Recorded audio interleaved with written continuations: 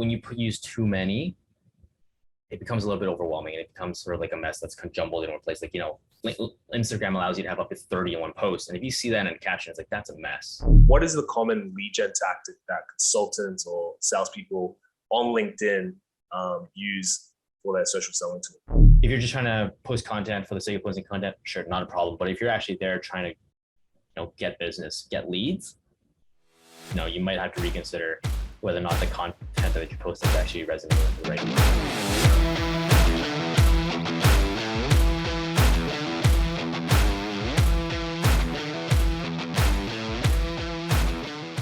Hi, I'm Andrew Tran. I help organizations find their strategic purpose and enable them to create amazing customer experiences. I've been in the game of marketing and sales for over 15 years across various roles, from cutting my teeth on the sales room floor to strategizing and executing truly transformational projects that have made an impact on customers. On this show, I speak to business professionals from around the world in areas of leadership, branding, marketing, and sales. My next guest is David Wong. He's the co-founder of JD Leads, a LinkedIn marketing and sales enablement agency, the host of the Self Mastery Show, a top 100 self-improvement podcast on Apple Podcasts, and has worked with marketing bohemians like Grant Cardone and Frank Kern. Our conversation takes us through the anatomy of dominating LinkedIn in 2022.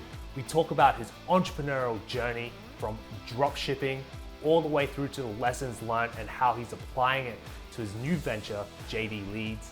We also talk about various LinkedIn content types and their effectiveness, from video versus text to voice messages, and tactics to create authenticity in your posts. And finally, I get his thoughts and advice to consultants using LinkedIn as a social selling tool and what to think about when you're planning to use that channel to convert into leads. So strap in, grab a cup of coffee, pen and paper, and listen to David Wong talk domination for LinkedIn in 2022.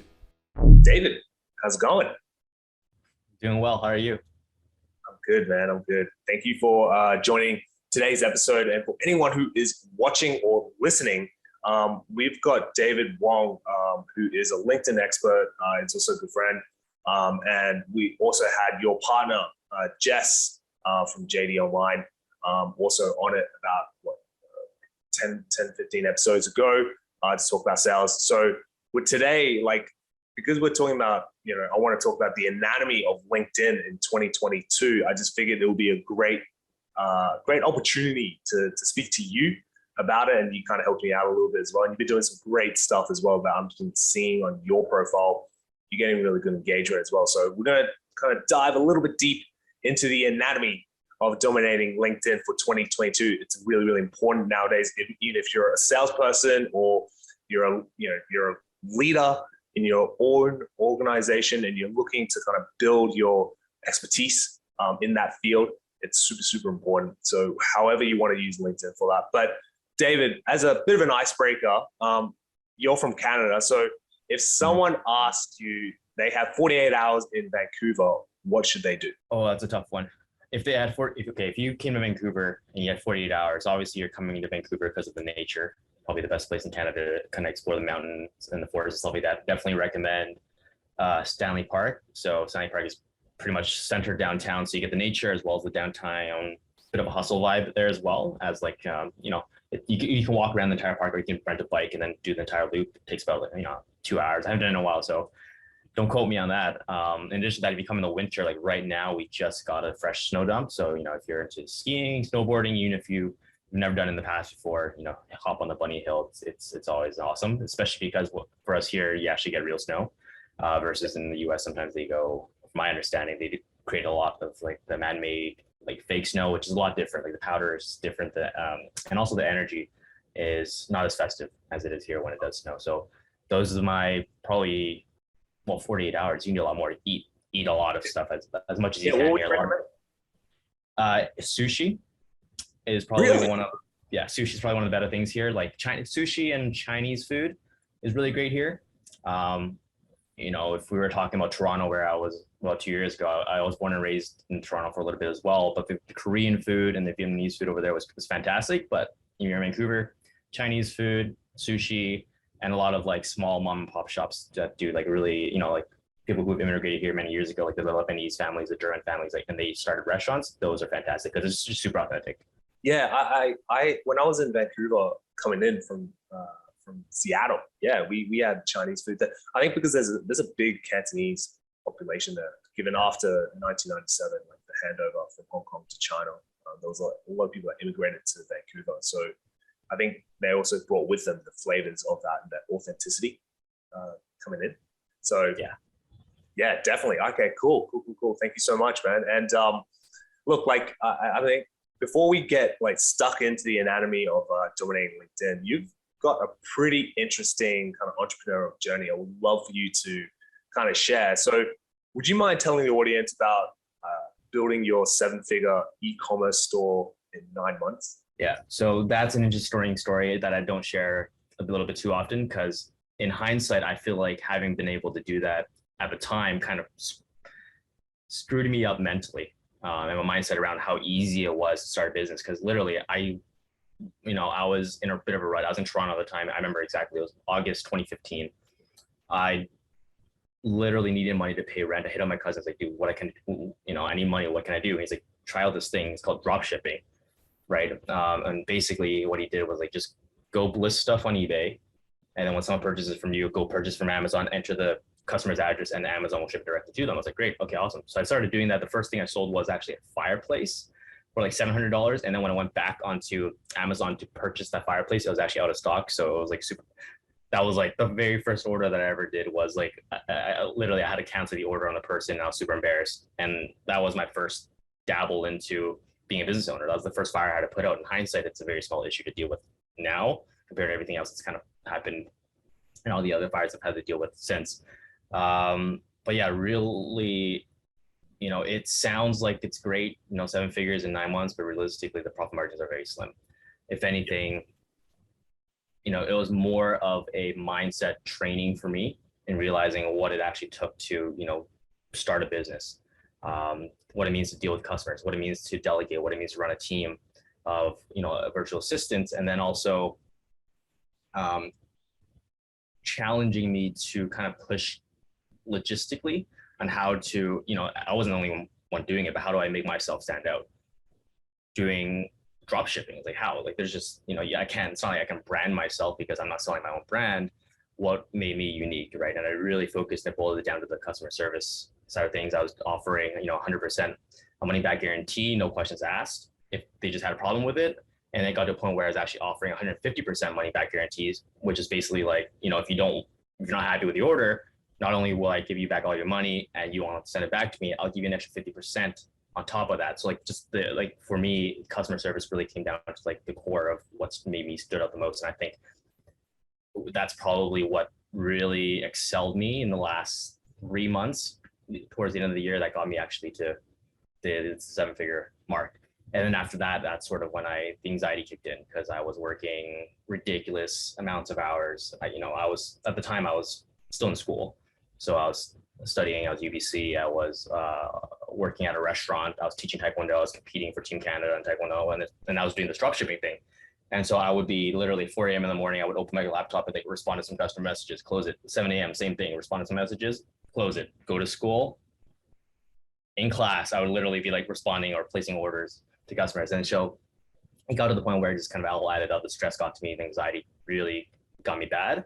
And that's when I kind of was like, is this worth it?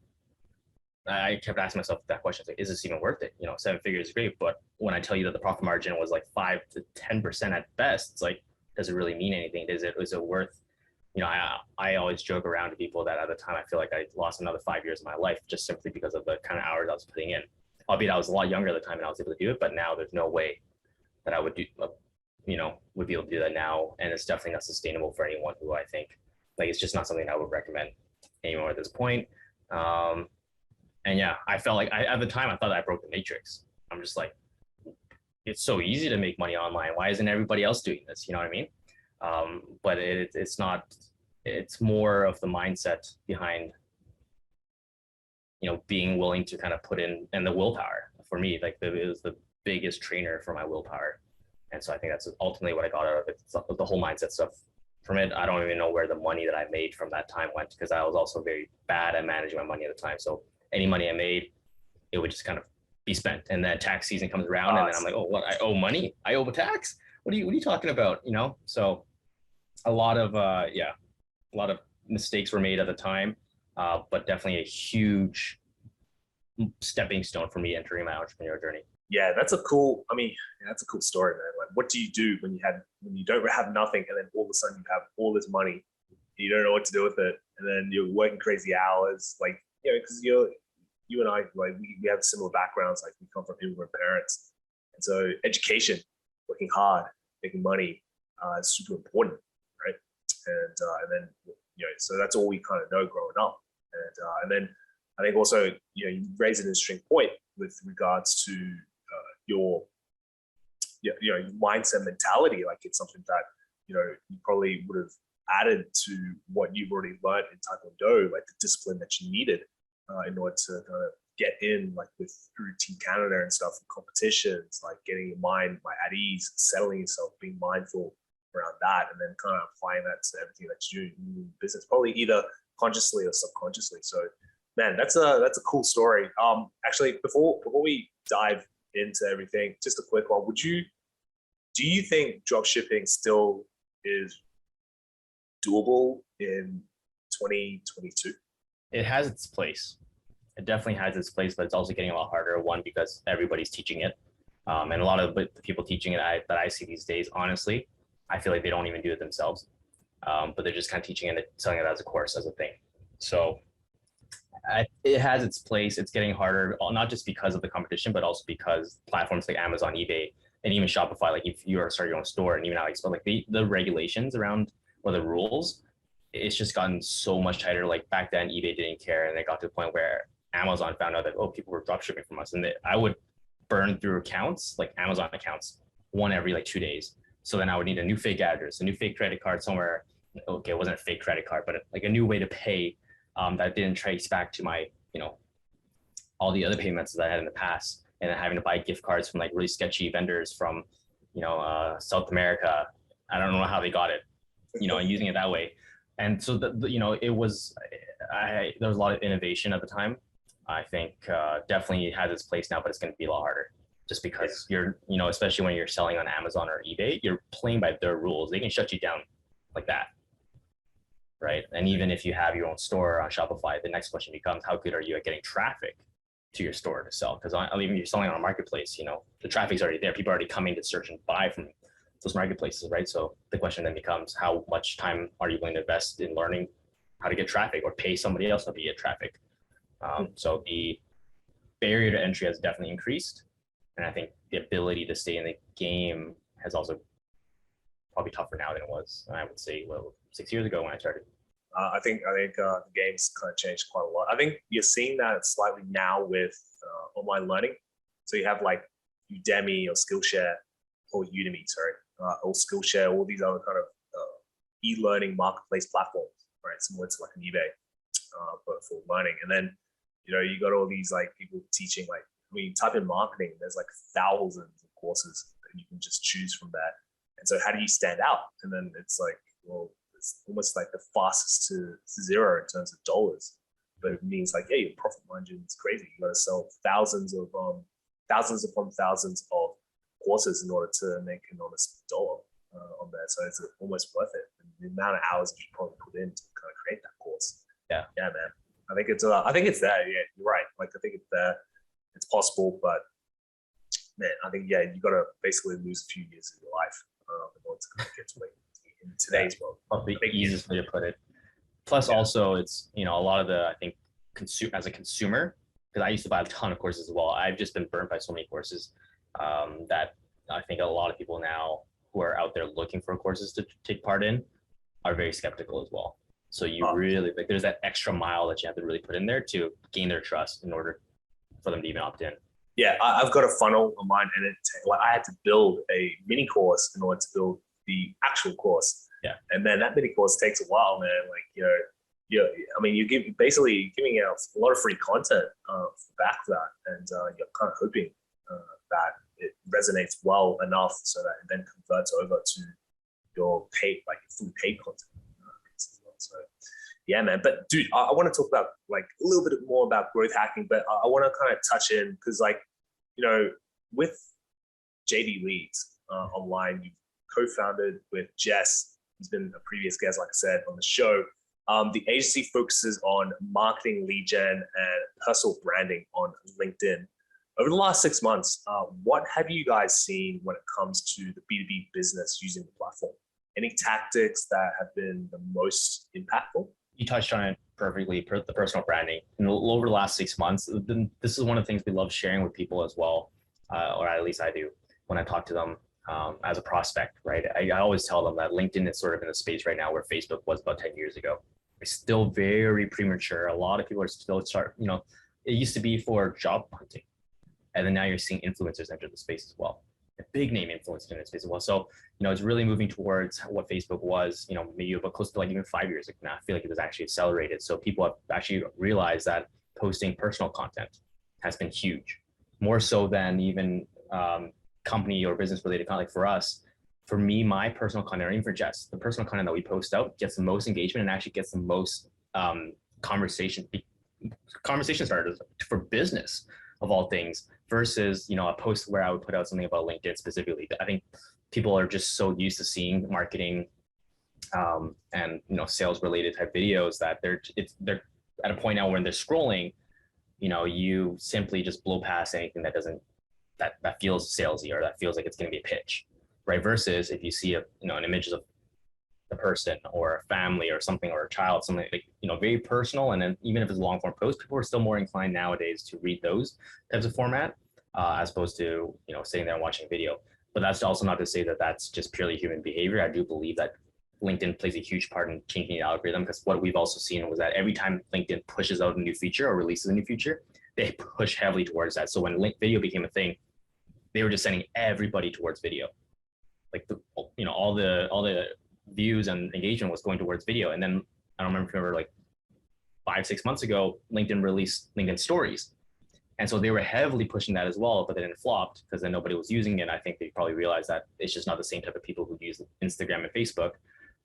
Even Facebook, people don't really use stories. It's only because that they share on Instagram, but then you have the option of adding it also to Facebook as an additional platform. So I think that's probably the biggest shift around the type of content that people are putting out.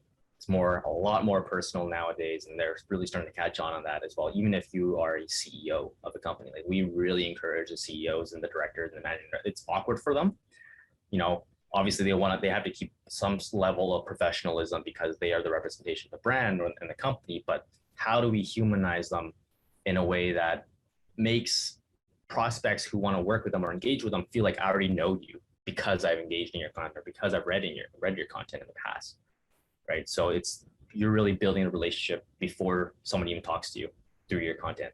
Yeah, I like how you just said like the authenticity of one's person is starting to resonate really, really well.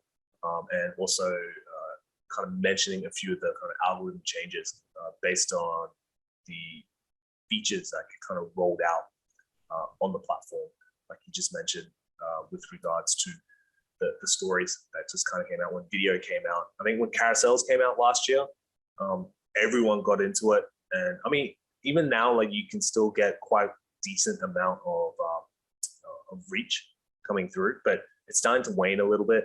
And now I'm seeing quite a lot of polls that are coming out. What do you see? Do you see that as well? Like polls being like even more popular than it was before? Polls are definitely a lot more popular. Like, I know when I say that, it's because I definitely do see it more often as well. But in terms of engagement, it's mixed. It really depends how valuable the poll actually becomes. If it's like a yes, no type of thing, then you don't really see much. But if it's, for example, we have a client in the health medical space, right? And when they put out a poll that's really related to like hiring in the health and medical space, and their audience and the network and the connection that we've gotten for them is very much all targeted in that space, then sure, those ones like literally take off and become super and hyper engaged. But if I feel like if you were to put out a post to say, hey, anybody doing a barbecue this weekend, yes, no, then like it's not that LinkedIn is pushing it. I think it's that it's really one of those things where people feel like it's easy to engage and people can have their opinion heard without having to leave a comment. leaving a comment about a post is sort of like, well, now I gotta type in something and leave my own, and feel like have that opinion that I typed in or a comment I typed in attached to my name, versus with a poll, it's sort of like the options are already there. There's 4 options. This is me. I'm gonna click that one. Boom. Next, I can move on with my life, type of thing. And people can't really trace back to, who voted what unless they really, dug into it. But so that's why I think polls are just really accessible if in the right context. What about hashtags? Like, I notice when you post, when I post personal content, right? The first 3 hashtags become that part of the URL of that post. Is there such thing as like too many hashtags becomes a problem? We use about 3 at least. Well, not at least, but we typically stop at 3 for posts, and we always pick the top 3 that we feel like is going to most resonate with that post, simply because honestly, I don't personally see that we get much additional reach from hashtags. It's also because you can't really measure how much is actually coming from hashtags. But the thing also becomes when you use too many, it becomes a little bit overwhelming, and it becomes sort of like a mess that's kind of jumbled in one place. Like, Instagram allows you to have up to 30 in one post. And if you see that in a caption, it's like, that's a mess. You know what I mean? So if you imagine having up to 30 on a LinkedIn post, well, that's going to be quite intense and really, just overly kind of heavy, and also hyper targeted ones. So don't use too generic ones. Like if you go marketing, that's a little bit generic, right? If somebody's actually looking for marketing advice and, you just fall within a massive marketing content with the marketing hashtag, there's also a lot of people who are posting non-marketing related stuff, but are using the LinkedIn marketing hashtag because it's trending, or because there's a lot of people who are using it as well. You want to go like niche. You want to go BB marketing or BB LinkedIn marketing, so that there might be fewer posts, and for a fact that people who are actually posting in there are actually intentionally, for the most part, actually being really thoughtful about the hashtag that they're using, so that the chances of you actually finding something valuable when you go into that long tail hashtag is, you're probably going to find a lot more quality stuff. For us, content, it's a balance between, I think we'll probably touch on this later as well. Content is a very fine balance between vanity metrics and the value that you actually provide. Yep. And yeah, we are going to talk about it, because I am very interested in vanity metrics analytics. So just moving on, like, I have a question around this. Like, what is the common lead gen tactic that consultants or salespeople on LinkedIn use for their social selling tool? The most common is what we call the spray and pray method. It was just essentially, you go on to LinkedIn or Sales Navigator if you're next level, and you would basically create a list, a very broad list of who you think your target audience is going to be, and then you would start sending outbound invites to those individuals, either manually, or you might subscribe to a tool and pay, 50, 100, 200 bucks a month to have it automatically sent out for you. And that's sort of where it stops. And that's probably typically why, a lot of the clients and prospects that we talk to feel like they've been burnt in the past, because they've tried the strategy on their own, but it doesn't work. But it doesn't stop there. But that is where they stop. And so in their head, they've sort of been pre-framed with like, wow, if that's the same method that JD is going to be doing, how's it any to be different? Right. So there's a lot of additional layers to that as well. Like, are you sending follow-up messages to them? Yes or no?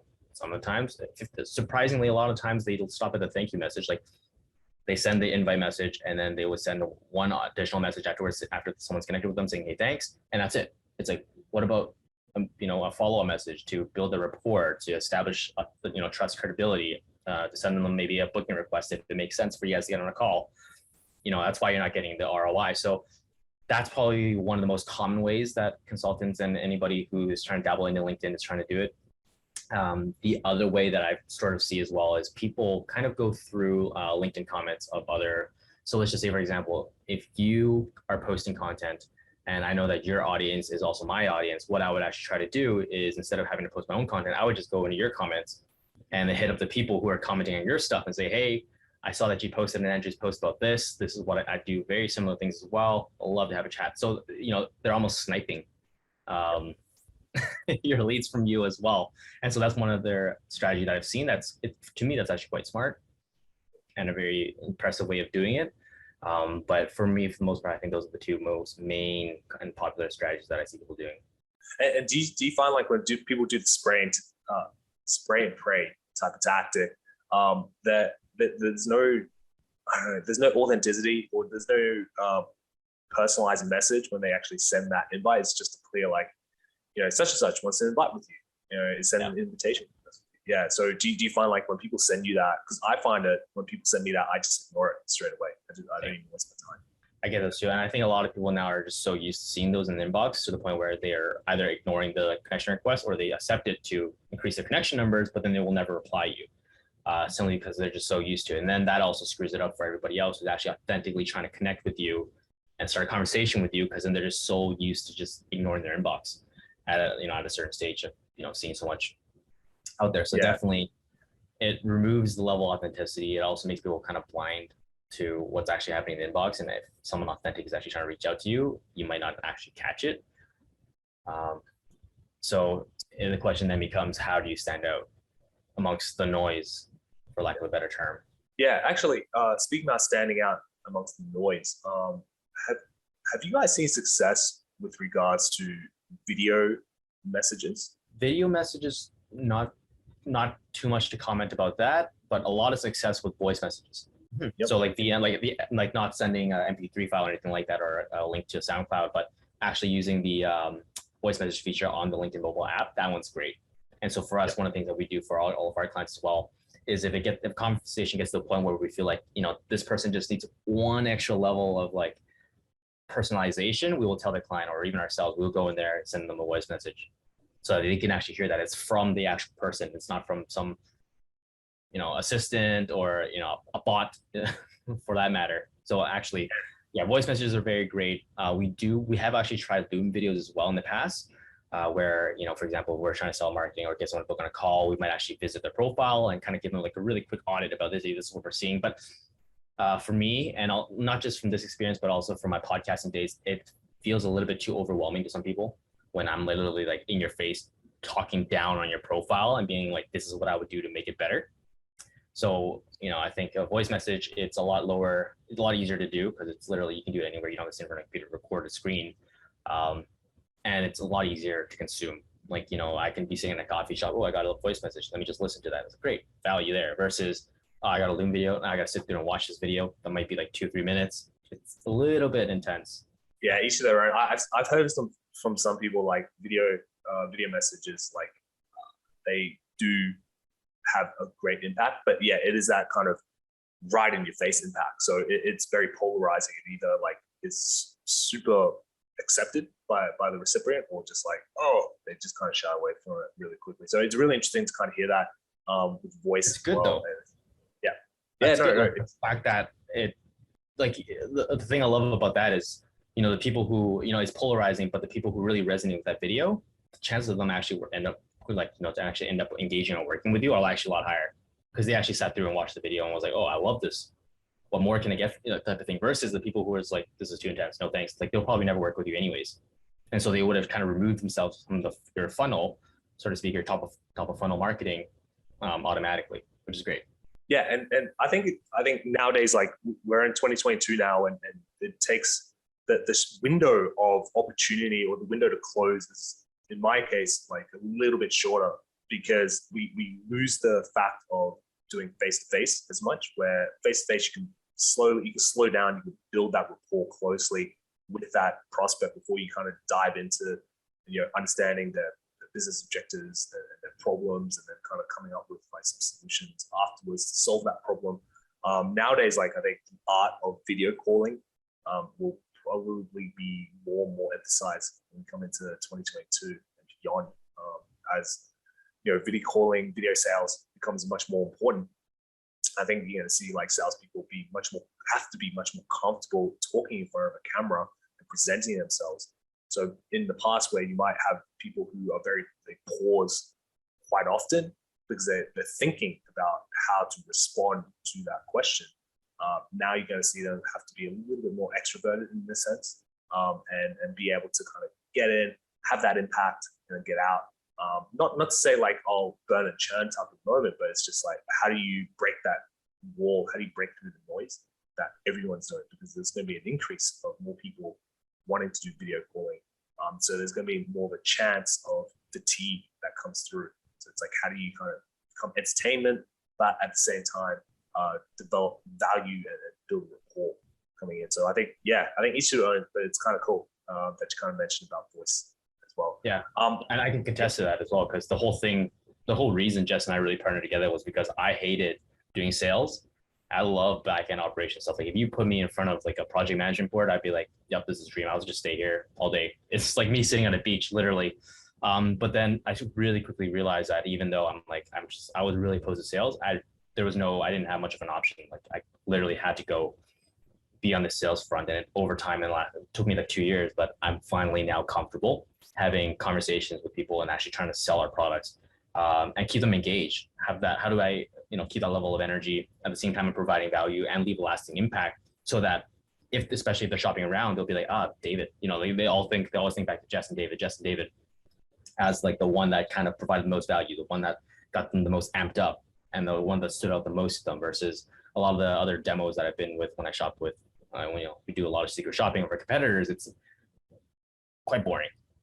Yeah. It's low energy and it's giant screen share, and like we do this and then that and that and then this and here's the price page, right? Versus for us, it's like trying to really get into your brain, understand your problem better than you, and articulate it back to you in a way that is, in a way that you wouldn't have otherwise actually thought about it. And then this is how our solution works to fit in that picture.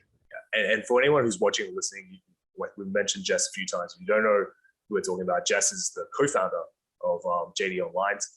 And I'll put a link down in the show notes below anyway, so you can check out her profile and check out David's profile as well. And you can see some of the stuff that he's talking about throughout this episode, from, adding in that kind of empathy, authenticity, showing some sort of, emotive type of element with your personal posts alongside some of the business ones that, are more geared towards your industry vertical coming through. So look, like moving through, like, do you think in 2022, this year, like we'll see more emphasis on individual profile engagement rate over vanity metrics, like likes and comments? I like to say I hope so. If I can predict the future and set the future, I would definitely hope that is the case. But I think vanity metrics always going to play a place in content game for any platform, regardless if it's LinkedIn or anybody else, simply because vanity metrics is one of those things that we look for when we decide whether or not we want to follow somebody, or whether or not this person is even credible, right? If I look at two people's posts who could be talking about the exact same thing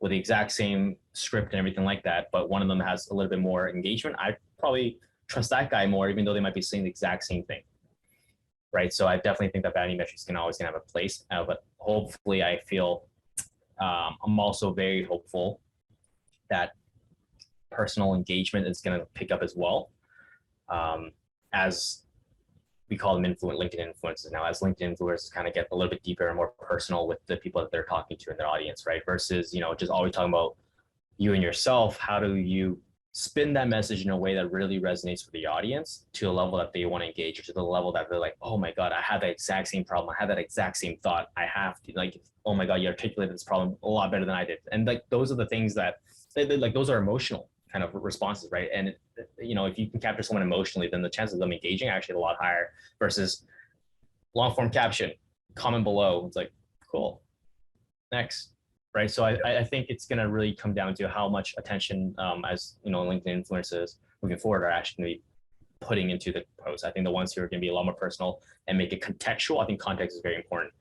Contextual to the audience, they're probably going to get the best personal engagement. When I say that, literally mean like long comments. I've seen people who would have conversations quite literally with the individual in the comment section before they even take it to the inbox, right? And so hopefully I will love to be able to see more of that in the new year. Yeah, and you can tell when someone's being a little bit lazy when they reply back, because LinkedIn kind of gives you these kind of pre-replies that you can just click on it and it will just obviously type in like, that's great, or oh, that's very insightful. And you're like, really? Is it really that insightful? I was just talking about, human resources. It was that insightful? So I totally hopefully see like better engagement, more personalized long form type of engagement over it. Because like you can easily game it, right? Like you said, vanity metrics, it's still going to be a thing, but hopefully like personal engagement rate becomes more of a thing, and so you're able to sell that a little bit more. Because when you compare it against like someone who has like say 2,000 followers versus someone who has 20,000 followers, right?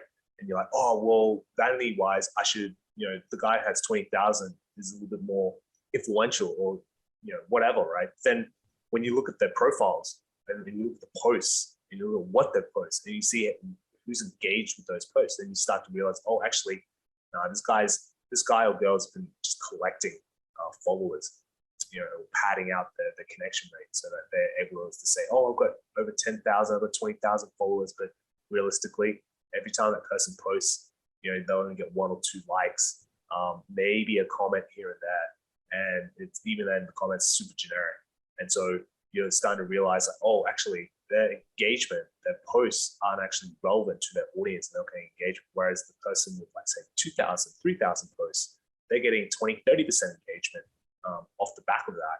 And they're, it's because, like, they've been able to curate the type of followers or connection coming in. So it's like, oh, so I think, I hopefully see that coming in, and that people will be able to kind of go, all right, well, this person might have lower followers, but actually, if you look at the engagement, like, it's actually quite high. Like, they're getting a pretty good ratio between those likes versus comments coming in, and the comments are quite insightful. There's another level to the engagement, or content overall, that you should really pay attention to, and it's being able to look at what are the titles of the individuals who are watching or following your content, or having viewed your content, and also the location that they're in. So, for example, if your target audience are salespeople in the US, but then if you actually check out your post in the location metrics, you're getting a bunch of IT directors from Argentina viewing your post, and it's the top, the most engagements coming from there. Like, does that really mean anything to you? Especially if you're trying to not, if you're just trying to post content for the sake of posting content, sure, not a problem. But if you're actually there trying to, get business, get leads, you might have to reconsider whether or not the content that you're posting is actually resonating with the right people. True. That's actually very, very true. Actually, speaking about, like, context, I have another question. Like, what content tactics will add the most impact and views for consultants who are using the channel for social selling? Value. Always value-based content, but there has to be a spin on it. It can't just be like, I don't know what the best way to describe this would be, but you have to be really unique. Like, when I say value, I'm not saying you have to come up with something totally fresh and brand new. You're like, you don't have to reinvent the wheel, but the way that you go presenting it, like the way that, like, Jess and I can share the exact same message, but it's gonna resonate with two, like, very different types of people, simply because the way that we present the message is very different as well, right? So the value is probably number one. And also the way that you present it, number two, make it unique to you, make it true to yourself. Don't try to replicate somebody else. Like, if I went out there and I tried to present a message like a Gary Vee or a Grant Cardone, like, that's just not going to play well with my audience. And they'll be like, what, where's this character coming from? You know what I mean? And so I always believe that if you're able to provide value, even if you're doing like a free course, something like the more value that you can provide for free, it always makes people wonder, if I can get this much value and this much, and if it's actually actionable and it's something that they can implement and actually get results from, that's even better. Because then it's like the internal conversation that they would have with themselves is, wow, if I got these results based on free value that Andrew gave me, I wonder what it would be like if I actually paid and worked with them. Do you think that I was going to say, like I've heard, in my personal opinion, like, I think words and images create the most views or reach, but video creates the most impact. Do you agree on that?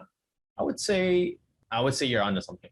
I would definitely say you're onto something. Like, based on numbers that you see, I would definitely say that as of right now, especially because of how low number of views that videos actually get, because a view on LinkedIn on a video doesn't count unless someone's actually watched for 3 seconds. Versus with a post, as long as somebody kind of stops at it, it's sort of considered a view already at that point, right? So if you're talking about video and there's actually someone who's sitting there for longer than 3 seconds and consuming it, even if you have a lower number of views and reach on a video, but the message that you're putting out on video is like super, valuable. It's awesome. It's, creating a change, like, and actually impacting the life or the business of the individual watching it. Yeah, I would agree with that. And I also noticed, like, the past, not now, but in the past, people would be like, hey, if I'm taking you outside of LinkedIn, for instance, like a link, I should post it as a comment, right? But nowadays, like, you're starting to see people post the link within their post, and LinkedIn kind of shortens it with their shortened URL. Do you still think there's value in posting your external link on the comment first, or it doesn't really matter nowadays. Don't have the exact answer to that simply because LinkedIn obviously doesn't share how they like things and how they don't like things. But our belief right here now is it's strongly encouraged that you don't put exterior or external links inside of the actual comment, inside the post caption, simply because our understanding of it is that LinkedIn doesn't like it when you try to send traffic away from the platform. I don't think any platform really appreciates, if Facebook, for example, we know for a fact that Facebook, I think they've already confirmed this, that if you post an external link inside of a caption, that your post is actually going to be less, it's just going to get less reach because now you're trying to send people away from the platform. They don't like that. So, even though LinkedIn doesn't formally say those things right now, if you're sharing for example, LinkedIn Pulse article or a link to another post within LinkedIn, go for it within the caption. But if you're actually going to send it to something external, highly recommend that you put it into the comment and pin that comment so it stays at the top. And what about, so many questions. So we got we've got hashtags we spoke about before. We've got video versus text coming in. I mean, what about carousels? Are they still relevant nowadays? Carousels are great, but they have to look good. I think it got to the point where everybody was like, oh my God, carousels are performing so well. Everybody was trying to put them together, but then now you get a lot of low quality ones as well. And so it really comes down to, and think about it this way as well. If I see one low quality one from you once, I'm never going to look at your carousels again after that. You know what I mean? So it has to be consistent, it has to be high top notch stuff every time that I see it from you. So if you're going to put one good one every month and then put out 25 crappy ones for every other day that you're also posting, then don't bother. Like, don't do that way, right? If you have something to say, put some time, put some effort into it. I would think that carousels could have consistently, even quote cards, like single image posts, like quote, as long as they're valuable and they get the point across, and people can actually get value just from looking at that quote card or looking at the carousel without reading the caption. In addition to that, then I think there's always gonna be a place for carousels. Do you think, based on your experience, is there a minimum and a maximum amount of pages within a carousel that is the most effective? So we push for about 5 to 10, usually closer to the 10 mark. Anywhere after 10, it kind of, it's a little bit too much. And we only say that because Instagram caps you at 10, and we think that people have just been trained to only swipe up to 10. And so we do basically copy that format, brought it over to LinkedIn. And so it's 5 to 10 really quality posts. The first one has to grab your attention. The second one has to kind of outline the problem that you're going to be addressing in the following slides. And then the next 7 slides are going to be like step 1, step 2, step 3, like the actual action points. And then the last slide is always going to be a call to action. You have to have call to action at the end of it, right? So I would probably say that in terms of number of slides, 5 to 10 is your best bet. If you only have 5, make it a very good 5. Don't try to drag it on to 10, right? Again, that leads on to, if you're trying to break up one point into 2 slides simply because you're trying to hit the 10, you're going towards the low quality section there as well, right? And since we're talking about graphics already, for me being a graphics person in the background, I care a lot about digital real estate. And so if you're posting a carousel, always try to post it right now, 1080 by 1080, the perfect square post, or even the vertical post, I believe is 1350 by 1080 actually works best, because especially if someone's going through a mobile, it's taking up the majority of their screen space, versus if you're doing like a 1080 by 1920, you're getting a horizontal carousel like that, a little bit smaller, and then people already, by the time that they can stop on your post, they've already started seeing their next post in line already. So digital real estate is also something you should really pay attention to if you're considering carousels and graphics quote cards. And just before I get to the final question, I have a personal one. So is there posts that resonate better with, say, an audience that is more professional, from a professional industry, like white collar industry, versus a small to medium business type of industry? Yeah, I would say there's 3 levels. There's the giant corporations, that's the first one you mentioned, and there's a small medium business, and there's also like the coaches. So the coaches one, you can emoji the heck out of it, have a lot of fun, whatever your audience likes to read and see, communicate yourself across that way. Small to medium businesses, you can sort of have a bit of both. You can still play around with it, have exclamation marks, that's totally cool. But then once you really get into the professional side of things, especially if you're a giant corporation and you're a CEO, you still have to bring it for the brand. You still have to bring it for the company, and it demonstrate your thought leadership and expertise. But you might actually have to tone down on like the fun bits. Like you might not use exclamation marks. You have to be very careful about the way that you're articulating things. You might not want to get too political with certain things, or have, there might be opinions that you might have, but you really want to watch out and just don't share on LinkedIn, right? So the level of standard, the higher, the larger the corporation gets, the more stringent it's going to be. But at the end of the day, the most important thing is, as long as you're kind of communicating your message in your voice and your true, authentic kind of the way that you naturally would share with people, I think that's what's most important. I think people can easily pick up when you're being a little bit, when you're trying to play a character, even if it's written text. It's like, this person doesn't sound like that. Like I get comments back in the day from people when I was trying to obviously I went through phases from being a freelancer, entrepreneur, and then a thought leader. I get comments from friends, or not directly on the post, but privately, like, what are you trying to do? Like, where's this coming from? Right. So people they're gonna notice when, you're not being your true and authentic self. Right. So definitely you really want to focus and hone in on that, especially these are the new people.